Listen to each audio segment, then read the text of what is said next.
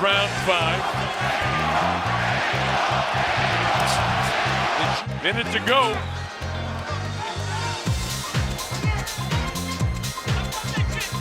Second round, Thomas and Mack loaded up the right.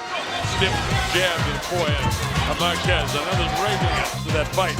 And I think it shows tonight the very first time I see this guy Wilson. Right. And through here pretty quick. So we're in round 6. Oh.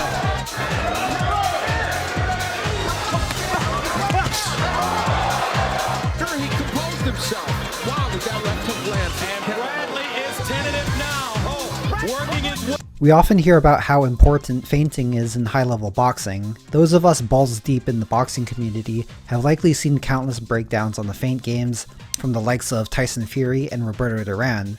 And in this day and age when everyone on the internet is talking about feinting, I'm reminded of none other than Timothy Bradley, who throughout his career showed complete disdain for opponents trying to feint him. So let's take this first example where Bradley's circling Marquez, and then we see that Marquez offers a feint to Bradley. We know that common uses of feints are to draw reactions from your opponents, so you can form a plan of attack around those reactions, occupy your opponent to prevent them from getting their offense going, draw out punches from your opponent which you can then counter, and many others. So we see Bradley actually bites on this feint and slips his head to the left, possibly thinking a right hand was coming from Marquez.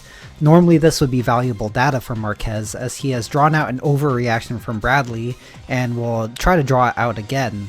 Also, most fighters would realize at this point in Bradley's position that they have been feinted and would reset. However, Bradley is not like most fighters. So you see, instead of resetting, Bradley commits anyway. He doesn't give Marquez the chance to capitalize on his overreaction and throws what would have been a counter to the right hand from Marquez that never came. The thing is, if Marquez committed to his attack, he would have gotten countered, but it was just a feint and the same punch lands anyway.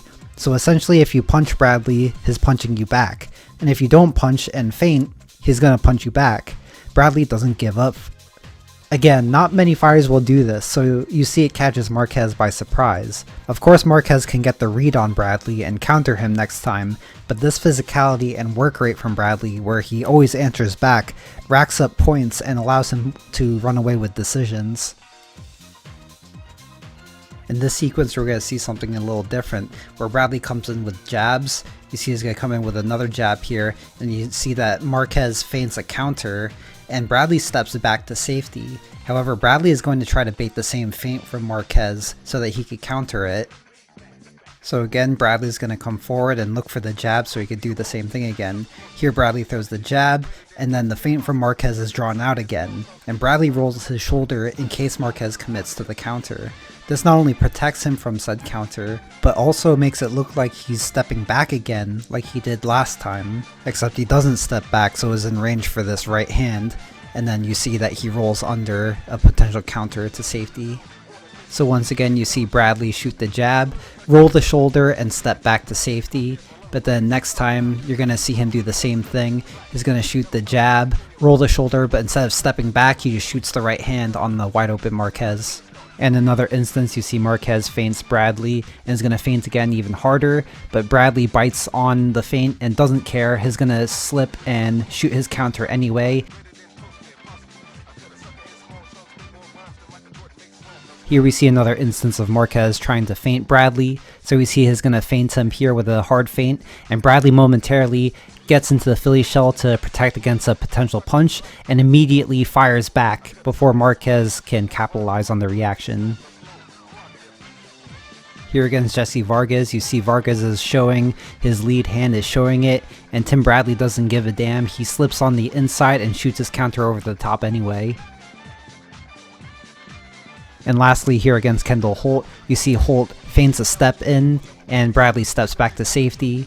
Holt's going to show the same feint again. Bradley checks him with the lead hand, and for a third time you're going to see it again. Holt steps in with a feint, and this time Bradley is expecting a right hand, so you see he rolls his shoulder, and even though the right hand doesn't come from Holt, you see Bradley shoots the counter right hand anyway, and when it misses he smartly smothers to prevent return fire from Holt.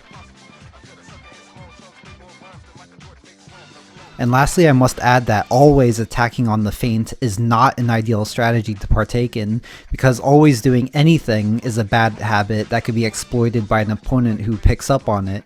So I don't want anybody to go into the ring and start attacking on every feint just because Tim Bradley has success with it. Mix up your actions, remain unpredictable, and remain a step ahead of your opponent. If your opponent catches onto this, at best, he'll feint and make you miss, like Pacquiao does here. At worst, he'll make you miss and make you pay. As always, thank you everyone for watching, and special thanks to my GOAT tier patrons, Jason Maheenan, Grant Gabriel, Albert Chen, Jeff, Dmitry Drozdov, Andre, Gostaligeza, Mark Price, Marshall Bott, and Suwazna Bear. You guys keep the channel going, as well as my channel member, Hot Pocket Maestro. I'll see you guys all in the next one. Thank you all for watching.